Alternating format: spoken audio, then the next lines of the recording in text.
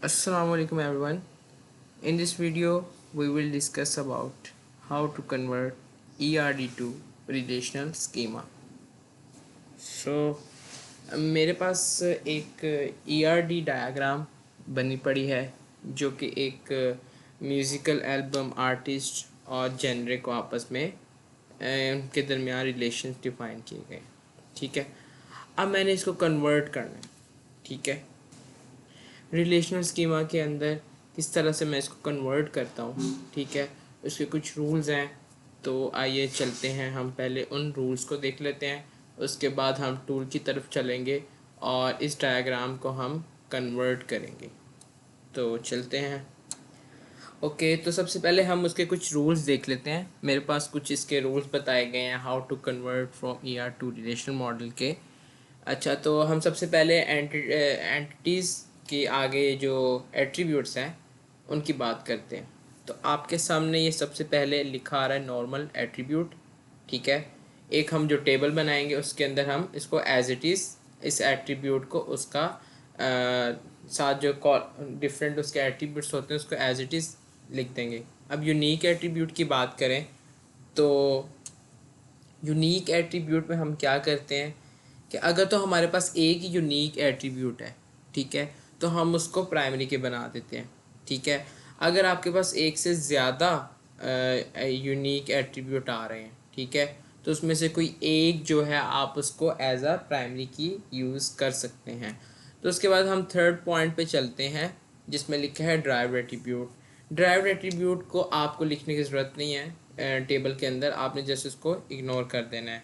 उसके बाद बात होती है मल्टी वैल्यूड एट्रीब्यूट की। ठीक है, मल्टी वैल्यूड एट्रीब्यूट को क्या करना है, जिस तरह से मल्टी वैल्यूड एट्रीब्यूट होता है एड्रेस। ठीक है, तो एड्रेस के आगे उसके डिफरेंट होते हैं, हाउस नंबर होता है, स्ट्रीट होती है और ब्लॉक होता है, तो ये सारा कुछ जो है एड्रेस का पार्ट होता है।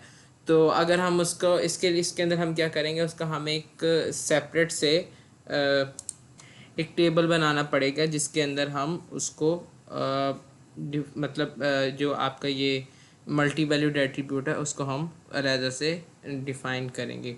उसके बाद लास्ट वाला है, इसी तरह से एक कॉम्प्लेक्स एट्रीब्यूट का बताया है और एक कॉम्पोजिट होता है एट्रीब्यूट जिसके अंदर जिस तरह से नाम है तो उसका फर्स्ट नेम और लास्ट नेम आता है। तो हम लोग उसका जो दो सब ब्रांचेस हैं, फर्स्ट नेम और लास्ट नेम, हम उसको एज इट इज़ टेबल में लिख देंगे, जबकि नाम को हम मतलब टेबल के अंदर मेंशन नहीं करेंगे।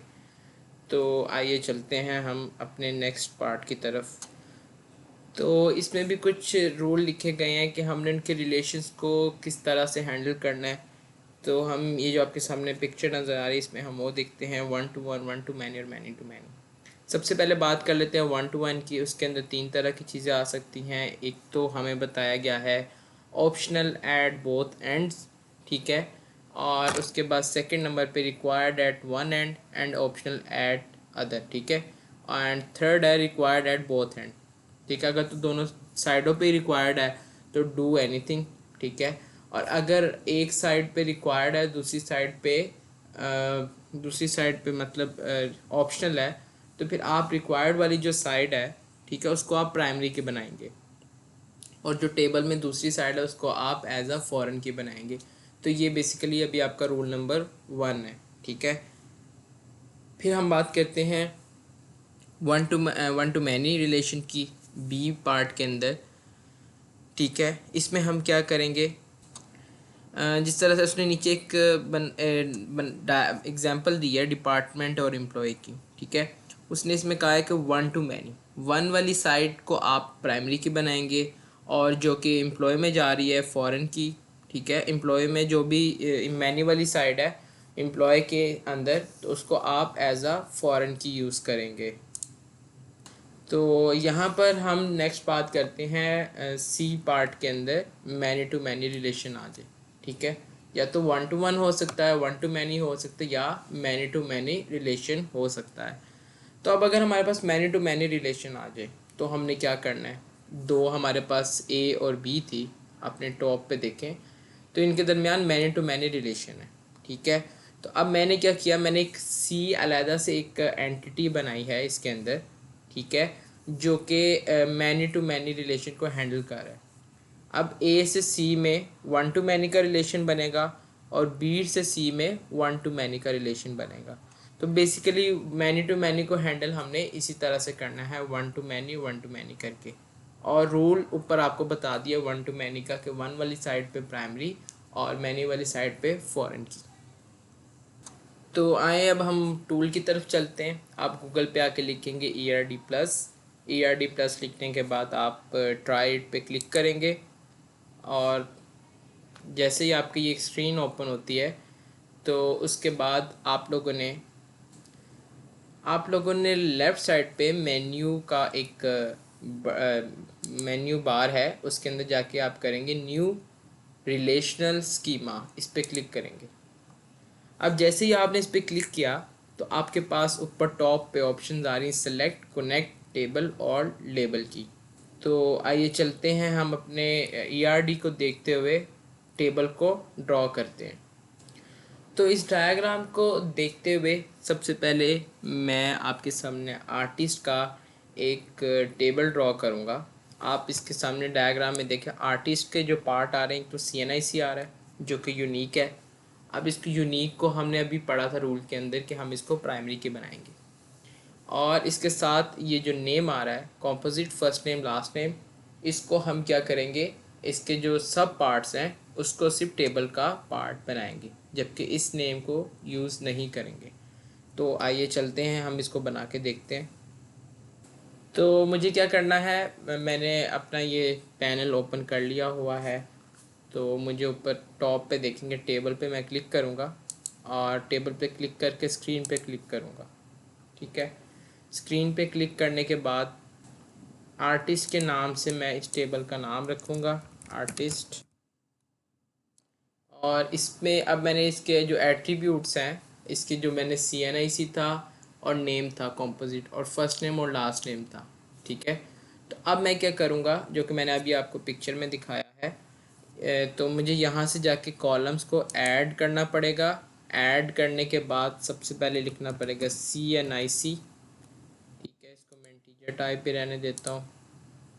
और उसके बाद इसको जो अभी ये यूनिक की बात की थी मैंने, इसको बल्कि अभी प्राइमरी की थोड़ी देर तक बनाता हूँ। सबसे पहले बाकी मैं ऐड करता हूँ इसके अंदर मैं ऐड करूँगा फर्स्ट नेम, इसकी टाइप रख देते हैं वॉचर और इसका साइज़ 50 रख देते हैं। और इसके बाद फिर मैं एक सेकंड ऐड करता हूँ लास्ट नेम, ठीक है। इसका साइज़, इसको भी मैं वॉचर करके इसका साइज़ 50 कर देता हूँ।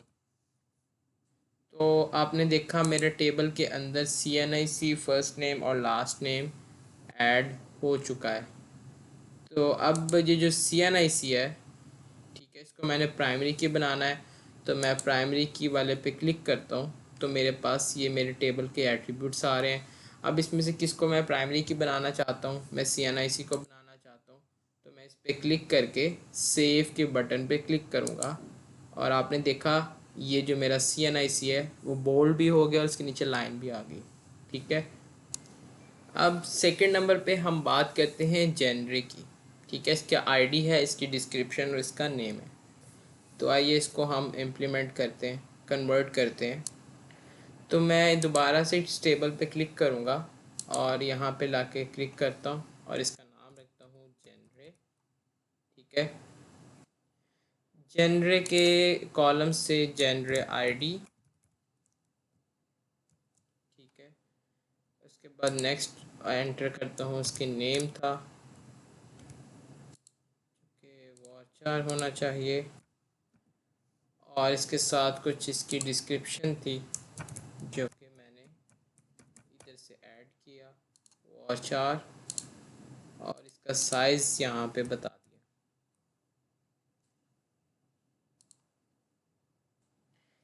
जेनरे में हमने देखा था कि इसकी जेनरे ID जो है वो प्राइमरी की है, तो हम प्राइमरी की तरफ चलते हैं।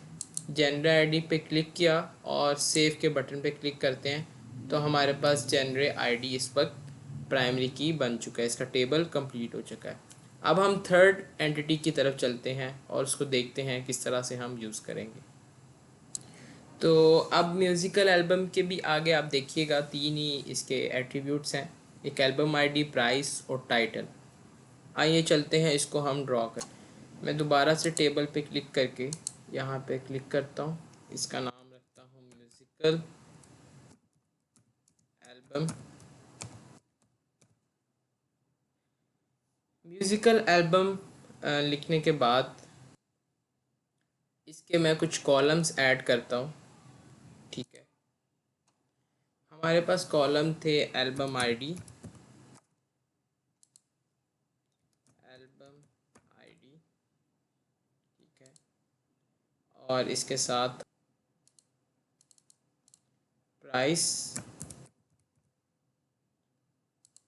और इसके साथ था टाइटल।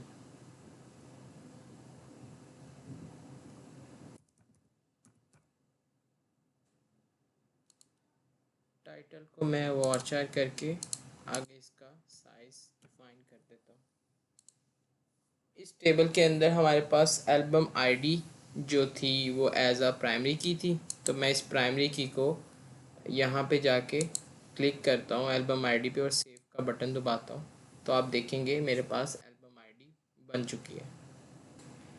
तो अब मैं इसके अंदर प्राइमरी और फॉरेन की बात करता हूँ। जैसा कि आप देख सकते हैं इस ईआरडी के अंदर आर्टिस्ट की तरफ 1 है और म्यूज़िकल एल्बम मैनी। इसी तरह से जेनरे की बात करें, जेनरे भी 1 है इस साइड पे और म्यूज़िकल एल्बम वाली साइड पे है मैनी। तो आपको बताया था एक रूल जो मैंने स्टार्टिंग में बताया है कि 1 वाली साइड पे हमेशा प्राइमरी की होगी और मैनी वाली साइड पे आपकी फॉरेन की होगी। ठीक है, तो आए देखते हैं इसको हम किस तरह से बनाएंगे, किस तरह से यूज़ करेंगे। तो मैं देखते हैं, तो मेरे पास आर्टिस्ट और म्यूज़िकल एल्बम है। मैं कनेक्ट पे क्लिक करूँगा, आर्टिस्ट पे क्लिक करते हुए जिस तरह से ड्रैग करते हैं, लेफ़्ट क्लिक कर रहा हूँ मैं और इसके ऊपर लाके छोड़ूंगा म्यूज़िकल एल्बम के ऊपर लाके। ठीक है, तो आपने देखा CNIC जो कि आर्टिस्ट के अंदर था, एरो का निशान जिस साइड पे वो प्राइमरी की है और यहाँ पे आके फॉरेन की बन चुका है। ठीक है, अब बात करते हैं जेनरे और म्यूज़िकल एल्बम के रिलेशन की बात। ठीक है, जेनरे भी 1 है और म्यूज़िकल एल्बम वाली साइड पे मैनी जा रहा है, तो इसका मतलब जेनरे में इसकी प्राइमरी की होगी और म्यूज़िकल एल्बम में इसकी फॉरेन की होगी। तो मैं भी इसी तरह से दोबारा से कनेक्ट का बटन क्लिक करता हूँ, जेनरे पे क्लिक करते हुए म्यूज़िकल एल्बम तक लाता हूँ और छोड़ देता हूँ। तो आपने देखा मेरे पास ये इसका टेबल बन चुका है। ओके, तो अब ये आपके सामने आपकी जो डायग्राम है कन्वर्ट हो चुकी है इसके अंदर, रिलेशन स्कीमा के अंदर। तो अब एक और केस भी आ सकता है कि अगर आपके पास एक ऐसा टेबल हो जिसकी प्राइमरी की और फॉरेन की मतलब रिकर्सिवली उसका एरो उसी टेबल के अंदर ही जा रहा हो, तो उसको हम कैसे ड्रॉ करेंगे। तो मैं इसी तरह से टेबल पे क्लिक करता हूँ, यहाँ पे लिखता हूँ, जैसा कि आपको याद होगा कि एम्प्लॉय का टेबल था और उसका SSN उसके टेबल के अंदर ही मैनेजर SSN के नाम से उसकी फॉरेन की थी। तो वो किस तरह से बनेगा, आइए उसको देखते हैं। तो मैं इस टेबल का नाम रखता हूँ एम्प्लॉय,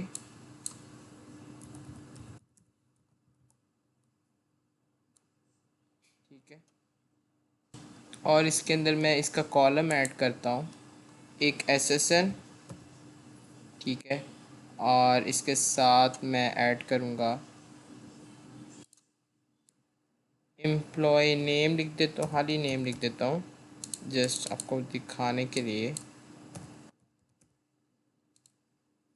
ठीक है, और एक मैं एट्रीब्यूट ऐड कर देता हूँ एज का, एम्प्लॉय की एज। ठीक है, अब इस टेबल को मैंने रिकर्सिवली बनाना है। किस तरह से बनाऊंगा, सबसे पहले तो मैं SSN को एज अ प्राइमरी की डिफ़ाइन कर देता हूँ।